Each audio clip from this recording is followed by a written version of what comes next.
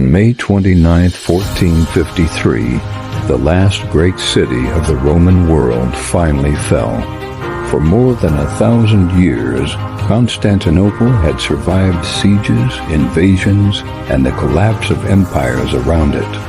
But that morning, its ancient walls faced something they had never truly faced before: gunpowder, artillery, and a young Ottoman sultan, determined to take the city at any cost. By the end of the day, the Byzantine Empire was gone, and the balance of power in the eastern Mediterranean had changed forever. To understand why that day mattered so much, you have to understand what Constantinople was.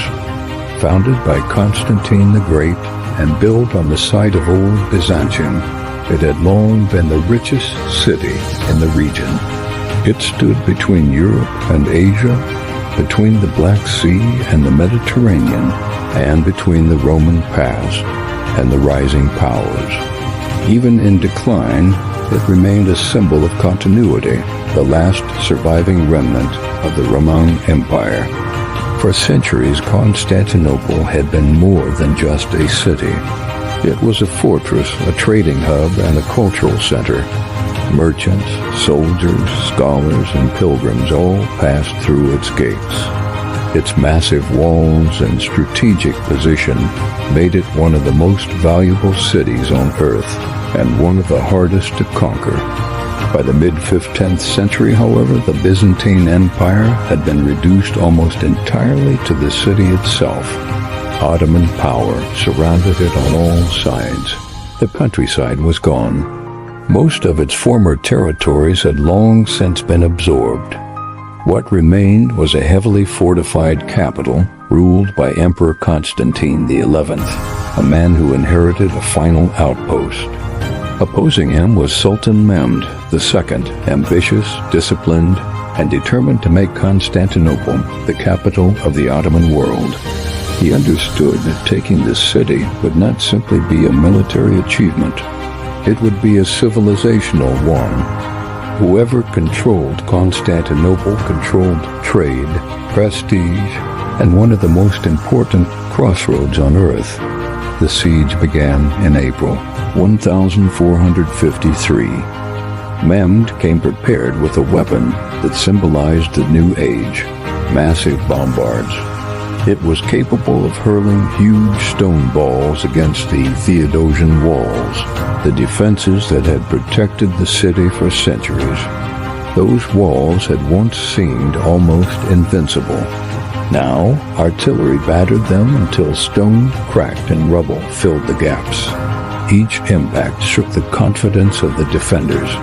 What had once been a symbol of safety was slowly turning into a crumbling barrier. The psychological effect of the cannons was just as powerful as the physical damage they caused. Inside the city, resources were thin. There were perhaps 7,000 defenders, including Byzantine troops and Genoese fighters. They faced an Ottoman force many times larger. Yet numbers alone do not capture the pressure inside the city. Every day brought bombardment. Every night brought repairs. Citizens prayed in churches and worked on the walls. Food supplies dwindled. Morale wavered. And still the city held. The Ottomans also attacked the city's control of the Golden Horn. A heavy chain blocked the entrance to the harbor. But Mehmed responded with a bold maneuver. He had ships hauled overland on greased timbers into the Golden Horn. The move shocked the defenders and made clear that the city was no longer secure, even where it seemed safest. As the siege dragged on, the psychological strain deepened. Accounts describe omens, strange lights, and an eerie sense of foreboding. One story tells of an unusual glow seen around the dome of Hagia Sophia. Such signs mattered to the city's defenders. They already felt they were living through the end of an age. On the night before the final assault, Emperor Constantine XI joined the final service in Hagia Sophia. Whether every detail can be verified or not, what is certain is that he knew the end was near. The city had endured for weeks under relentless attack, and its defenses were failing. In the early hours of May 29th, the final Ottoman assault began. Mehmed sent wave after wave of troops against the walls. Irregulars went first, then more disciplined infantry, and finally the Janissaries, his elite corps. The defenders fought desperately, but exhaustion had worn them down. Giustiniani was badly wounded, and his removal from the front appears to have damaged morale at a critical moment. At some point amid the chaos, Ottoman troops broke through.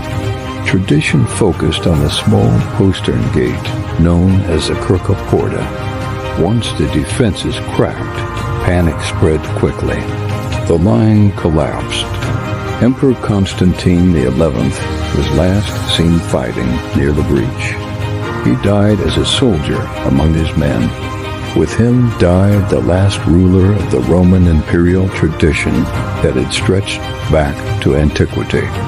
The city was taken. Ottoman banners rose above Constantinople. Hagia Sophia, the great cathedral of Eastern Christendom, was converted into a mosque. Yet the city did not disappear. Under Ottoman rule, it would transform and rise again, eventually becoming Istanbul one of the world's most important cities. The fall of Constantinople sent shockwaves across Europe. It sharpened fears of Ottoman expansion, altered trade dynamics, and became a symbolically powerful event. It also marked, for many later observers, the final end of the Byzantine Empire and the last political remnant of Rome. But perhaps what makes May 29th, 1453, so haunting is not just that a city fell, it is that a world ended there. The walls that had held for centuries finally gave way, and with them went the last imperial echo of the ancient Roman world. The Queen of Cities had fallen, and the world that emerged afterward was not the same as the one that had gone before. As the dust settled, the silence of the aftermath was broken by a new sound, the adhan echoing from the heights of the Hagia Sophia. Sultan Mehmed II, now titled the Conqueror, did not seek to erase the city, but to claim its soul. He famously rode to the great church, sprinkled a handful of dust over his turban in humility, and declared it a new crown jewel. In that moment, the axis of the world shifted. The new Rome was dead, but the gateway to the east had a new, formidable guardian. The fall acted like a stone dropped into a still pond, sending ripples that reached the furthest corners of the west. Fearing the new regime, hundreds of scholars and priests fled toward Italy, carrying ancient Greek manuscripts of Plato and Aristotle. This Byzantine exodus functioned as high-octane fuel for the flickering fires of the Italian Renaissance. The tragedy of the East became the rebirth of the West. In a strange, poetic irony, it was the closing of the gates at Constantinople that forced the opening of the entire globe. With the Silk Road under Ottoman control, European powers looked toward the Atlantic, inadvertently setting the stage for the Age of Discovery. What remains most poignant, however, is the legend of the last emperor, Constantine XI. History tells us he cast off his imperial regalia, the purple boots and eagle-crested tunic, and charged into the fighting like a common soldier. His body was never found. To some, he became the marble emperor, sleeping beneath the Golden Gate, waiting to return. But for the rest of the world, his disappearance signaled the final closing of a door that had been open since the days of Augustus. Rome had finally, irrevocably, passed into the realm of memory.